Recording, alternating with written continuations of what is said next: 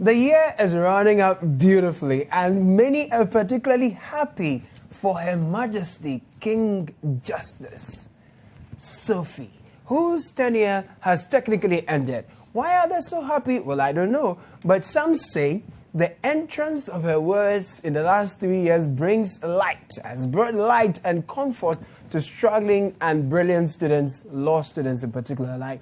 But she says the one coming after her, no, the lace of his sandals, no, she doesn't qualify to untie. People don't know whether they should cry or rejoice. But you see, my uncle is at it again. Terminator 1.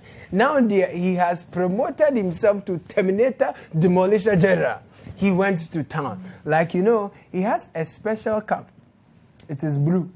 Whenever he wears it, magic happens. This is BackPage on City TV. I am Caleb Kudah. Honorable Aponchi was in a comfortable lead until his landlady reported that Molly Kokunu, she didn't get her share. Did I tell you about the Jollof war during City TV's Christmas Made in Ghana fair? What about the Soja Mai? Soja Mai Ojanek, when the white team nabbed him. Hey, my friend, take a seat. I will just you.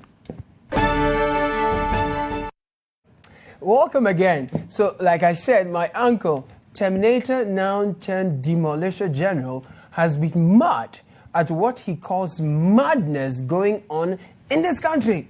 So he gave an order. Please, raise down the hoarding. Raise down the hoarding and provide our own security here. Hey, I have you to say that not too fast. What is about? What is the director for? Please, raise down the hoarding. Hey, come. Raise it down. Mr. Cameraman, relax.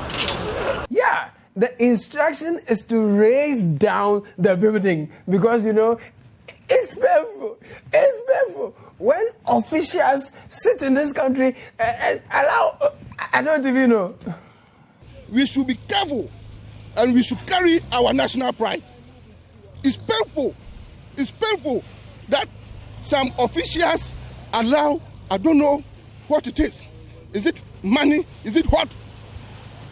We allow foreigners to take our country for the right.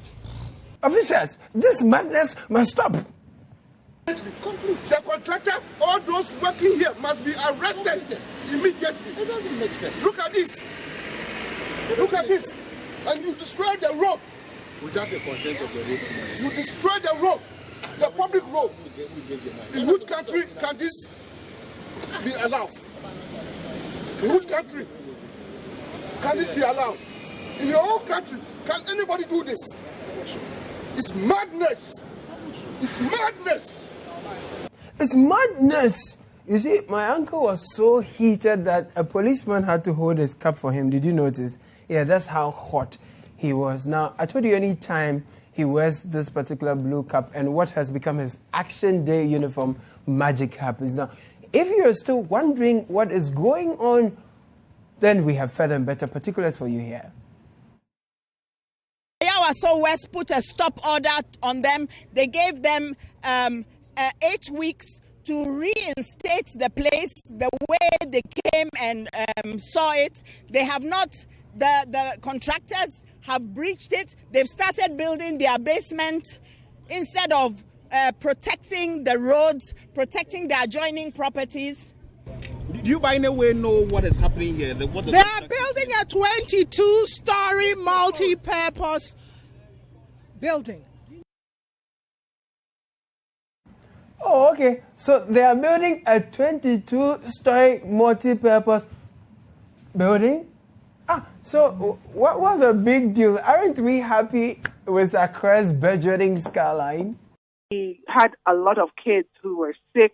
Teachers were sick due to the pollution, respiratory illnesses, and nausea from the chemical fumes. They would block the road indiscriminately. Our parents couldn't get their kids to school. Our boarders, who basically are 2 or 3 doors away and would walk in the morning, couldn't because the place they were competing with cars. In the evening, it was terrible. The traffic situation was terrible. You couldn't access any of the roads because it was chock-a-block. They would be stuck in traffic for hours because, you know what, they couldn't move. So they would have to even get down sometimes with their teachers and try to maneuver their way to the school. They actually pushed one of our administrators who was there to tell them to move their cement trucks because they had blocked the road. And she stood her ground and they pushed her to the ground. They pushed her.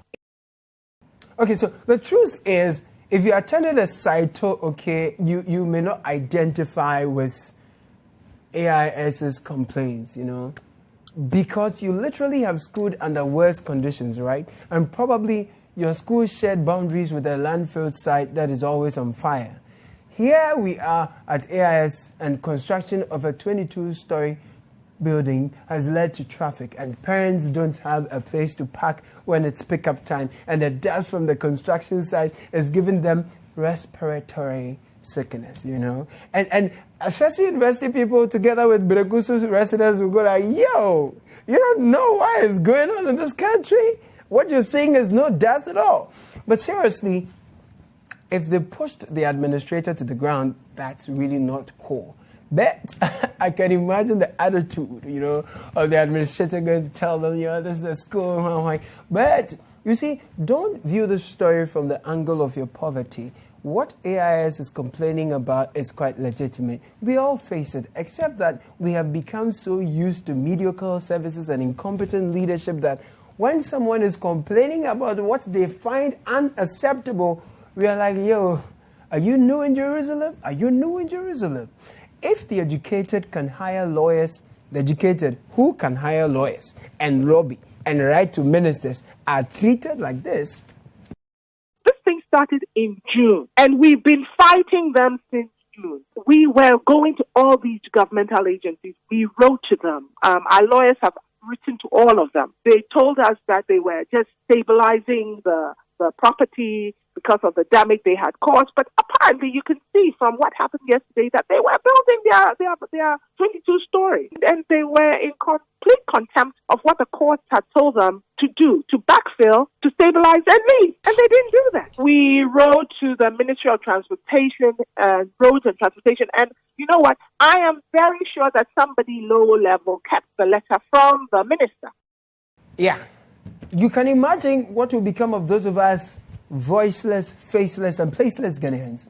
So for some people, they are not impressed with the minister's showmanship because the institutions we have should have proven why our taxes run them and pay its people. But for others, the minister's level of anger shows he feels our pain. You can't be sure whether the pain is over the distraction caused the road or the disrespect shown our laws. You can't be sure. They are supposed to keep the laws of those countries. We expect the same from any foreigner who comes into our country. We won't sit in this country. Now, and Crawford and make your way to us. Okay? We have our national pride to protect. Yeah, so that's it. We will not allow you and the officials who are allowing themselves to be influenced. You got to stop it. Now, lawyers are interesting people. Listen to the lawyer for the developers. The developer had secured permits to demolish the existing building. So the developer obtained permits to demolish it and to hoard the place because of the excavation that it will undertake. The developers' lawyers argue that leaving the pit as it is will be more dangerous than restraining the developer from continuing to do what it has to do. But based on this submission and based on a letter given by the assembly to the developer to construct a reinforced concrete retaining wall, the court ordered the developer to proceed and construct the reinforced concrete retaining wall and to leave the site. Now, this same lawyer who says his developer clients were instructed by the courts to construct reinforcement concrete wall, obviously for the damage they've done the road, now says the developer is in the process of doing just that. There is a story going out there that the developer wants to construct 22-story building. It's not 22-story. In any case, if somebody says he wants to construct 22-story, it is up to Ghana Aviation Service to say that you can construct 22, you cannot construct 22. And in this case, Ghana Revenue Service has given them permit not to construct 22. They gave them permit to construct about 52 meters high building. So that is exactly what they are preparing to do. That's right. He changes the 22-story to 52 meters. So if by some magic they can squeeze 52 stories into 52 meters high, they will. And I saw he just said they will leave the site. Now he says they are preparing to build a 52-meter high building. This is how people build their houses and build sackaways on roads and toilets on their neighbor's land. No.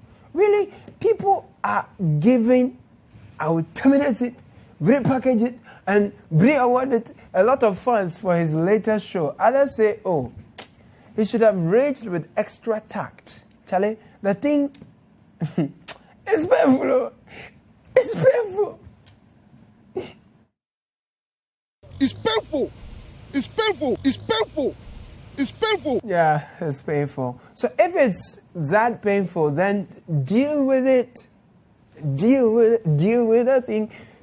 Because some people are building churches and mosques on roads.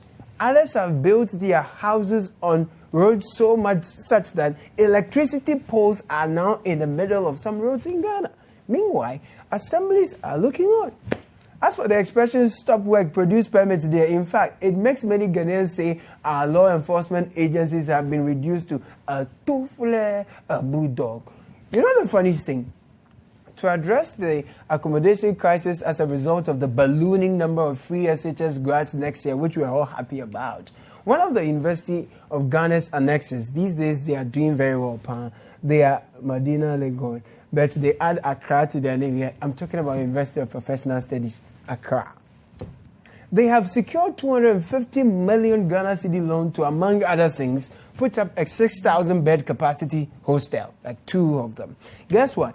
The land they are developing for one of such hostels, a task force in the Ministry of Lands says it belongs to the state and not the school. So they have been intruding the place. But the lawyer of the school says he's giving them their last warning. We are told that they have given a type of authorization to one gentleman by name Clemens Jato, who is all over the place obstructing our work. This is the second time he's doing that. We have told the police that the law is on our side. We have title to the language we have given them. The law is on our side. We are going to continue with our project. If they continue to come there to obstruct us instead of being restrained by the police, then they have themselves to blame. We have told the police this. SMP. Now, the Lungu elections, many believe it has the potential to address our built environment challenges like sanitation, traffic flow, just name it. And you will recall that President Akufo-Addo described calls against the election of MMDCEs on party lines as hypocritical, would you not? Well, it turns out after what was supposed to be a non-partisan elections of district assembly members, both NDC and NPP are claiming that they won majority of whatever.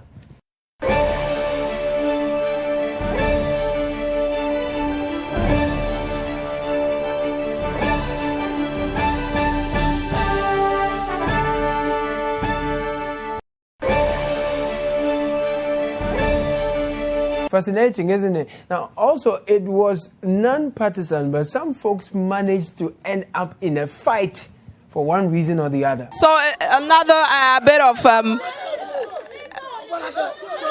a fight happening already. As you can see, we're not really sure what exactly is happening, but obviously a bit of a fracas again we're seeing here. Earlier in the day, we saw bits and pieces of this, and this kept happening in this area. Congratulations, guys. You made your mama proud. Now, for Mr. Mahama, the low turnout was a good opportunity to tell the government, we told you so. After what happened yesterday, one could have wondered what the fate of the referendum would have been, considering the turnout, was very low. And it would have required that at least a 40% turnout with 75% voting yes. And so maybe it was very well considered to have withdrawn the referendum because obviously it would have failed. Well, some people say opposition, dear, if you are there, is talking now, we're talking. but it may end in tears. You never know. So keep on talking. The truth is that people's brains have somewhat shut down on much of the political cacophony we're seeing, right? And we want to enjoy the Christmas in peace. But many are saying, look, the Bronyano is very dry. Money no did the system. In fact, there was a second increase in fuel prices this December alone. The way some Uber drivers complain, it was a wise decision by government to reverse the second increase. Otherwise, a Christmas would have been drier than Hamatan in the Sahel. Good thing is, if your Christmas is not looking bright from where you are, then Camido, you know Camido, the artist with a sweet voice and greenhouse on his hair. Yeah, he's promising a Walkman and a Bobitadi to all patrons of the official Christmas party, December to remember. I think that I'm happy I promoted our culture. So you bring up Bobitadi? Yeah, come through. No, okay, come through. Bobitadi is food. Maybe I'll go put for the gates. So big bowl. So if you exactly. So if you show your receipt of the you tier one, you just go tier one. You're not going to play tier one and chop the But you know, the funny thing, the song is humorous as well. You know, it's a nice song, but it's funny the way you did it. Your woman is angry with you, so whatever she wants, goosey or whatever she wants, you give her. Nice one. Did you see Camido's greenhouse? Well, you get a better view when you come to detail. To be honest, Kofi Kinata's way of using Tadim Francais to compose music is enigmatic. In fact, as headline artist for D2R, you can imagine more melody will be happening. Since I'm a medley, I'm not tell you, I'm trying to do yoga. Maybe I mean, with a ball of so we can baby, I turn up. But I'm not Ali, what is this? But, yeah. I want to know. So how did this come about? How did this idea hit you? Decided to write a song. I wanted to do a song that would be like the last song they will play in the club before we come home. Before they close. Oh, okay. Yeah. So the last song after they've played everything. They beg you say we are going home. So a song that will make you conscious when you are driving, whilst you from the club coming home. So, I see. Okay. That was your motivation for putting up this one. Yeah. Wow. And what is dollop, ball up, and all those things? Boil up, like. Yeah. Actually, you know. Like boil up. Right there. Ubefu. Talk about what be a ball up. I do be a be no befu. And see, rather be there a but weekend the day. Well, him the baby a turn up. No, D2R will turn up. It will turn up. You have to be there. I am definitely going to be there. Now, ahead of the official Christmas party, though, there was City TV's Christmas Made in Ghana Fair, where every rice that is Ghana rice and all that you need to make Christmas sweet were assembled. I was there too. And as fate would have it, I was part of the staff directing, traffic. We're helping with traffic control. Some folks were not sure what was happening or what was going to happen to them. Some wanted to speed past, and we were like, yo, come down, no arrest today, no arrest. But there were some who got arrested during Y, and the reunion was really nice. One of them came with his wife and children, and according to him, he has spent the last 3 months in his house, which is not true though. But his wife says because of that, he's come to get him Ghana rice to wash down his sorrows away. Lovely couple by our standards. I was particularly excited to see parents trooping with their children. These kids will forever eat Ghana rice all their lives and promote it everywhere they find themselves. If your favorite media house is not shaping generations, now what for you? Now, there was a Jollof war among staff of City FM and City TV, and guess who reported on the war? Just guess. So apart from vendors displaying their products and patrons actually moving in to get what they want, there is a major highlight of today's program, and that is the Jollof war.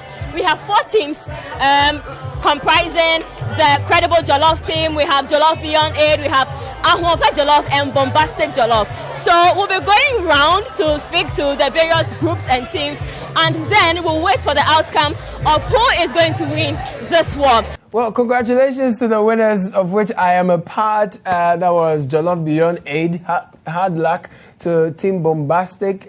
People say their name reflected in the taste of the jollof. Like, it was bomb. Me, I disagree. I ate some of yours. It was great. And so, congratulations to you. Yeah. Now, what's fascinating is that I heard Team Credible people say they are going to cook exotic, like their jollof is going to be exotic. And I was wondering, how do you do exotic with local rice? Anyway, my own team, though, Team Jollof Beyond Aid, there was no team that needed aid more than this one. First of all, we went to borrow matches. Manches, we borrowed. Blender, we didn't have, we borrowed. And even we borrowed Team Ahofe's gas burner. There was not a single time that we didn't borrow. So when the government says they are doing Ghana Beyond Aid, you should know that definitely there will be some borrowing, right? And Team Jollof Beyond Aid, yeah, were the only team that got spiritual and even academic aid to cook the jollof, because at the point, the jollof was angwamu. To crown the winner for the Christmas Made in Ghana Jollof War. And the winner is Team Beyond Aid!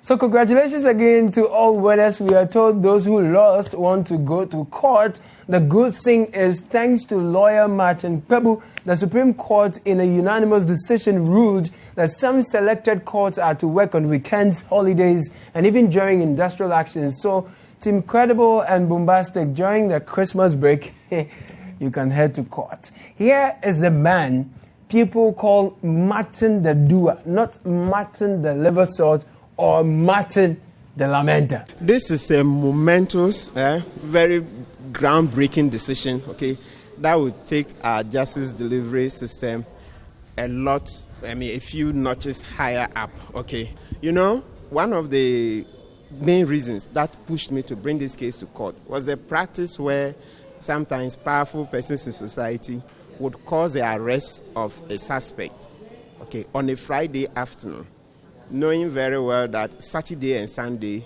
there will be no court sitting.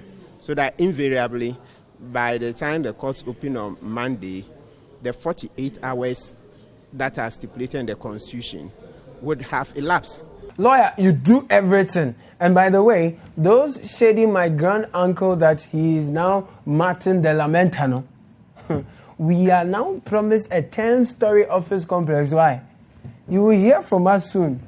And then to Uncle Special, Cousin Peter, don't mind them, okay? Don't mind them at all. Now, the Chief Justice, Her Majesty Sophie, in her valedictory speech, made some humbling remarks. I've been listening to the radio, and people have been saying things like, oh, when the new Chief Justice comes, they don't know. I think he's even more of a stickler. He's even more of a stickler than I am. We cannot, and it will not do a nation any good to compromise on standards, because without standards we will never have excellence, and without excellence we will never go forward as a nation. Now here ends the word of God. Thanks be to God. This is frightening, but ladies and gentlemen, that was Her Majesty King Justice Sophie. One of my colleagues asked what I would do with this story. I said, I am just coming to show it to you because I am afraid by share. Now, tell you what, I've been afraid here, but let me tell you something else. I have always loved soldiers. Their uniform inspire deep reverence within me. But during our war against the discipline exercise this week, there was a senior soldier mine who ran away for his dear life. But he got nabbed eventually. After this break, there is more of him and other things. Welcome back. I know many of you are itching to see the soldier man who ran for his dear life in the face of a camera. Wait small. One of the most annoying things is being in traffic and then you hear, "Wow, wow, wow, wow, wow," only to find it is a hearse. Like not an ambulance carrying a patient in an emergency situation, no, a hearse carrying a dead body to a cemetery. Now see, the impunity that comes with that movement, it is serious. Now imagine that this hearse that was abusing a siren on the Pokwase Amasaban highway was even empty. Joining the number of arrested drivers was one driving a hearse without a corpse. And I'm so a funuka now ambulance. Now for body a funuka or yifa. When asked where he was going, he said the sister to which his dead sister is decomposed. People can lie for Africa. People can lie. Hey! Anyway, dear hearse drivers, be warned accordingly. And on the Pokwase stretch, your man Crash Monday was fighting with a mate over 20 pesos. Unbelievable. Oh my God. I mean,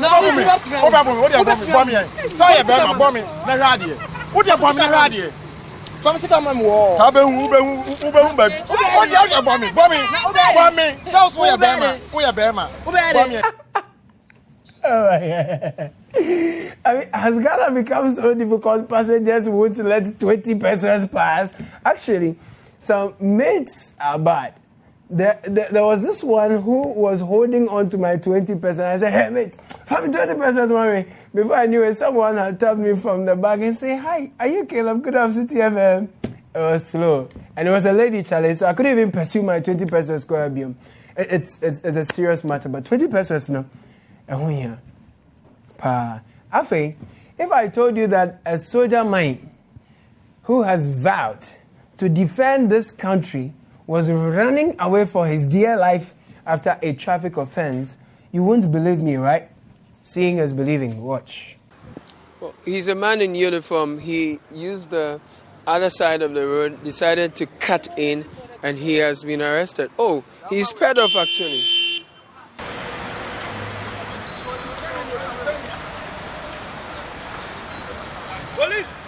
He was given a pursuit and brought back to the point of arrest.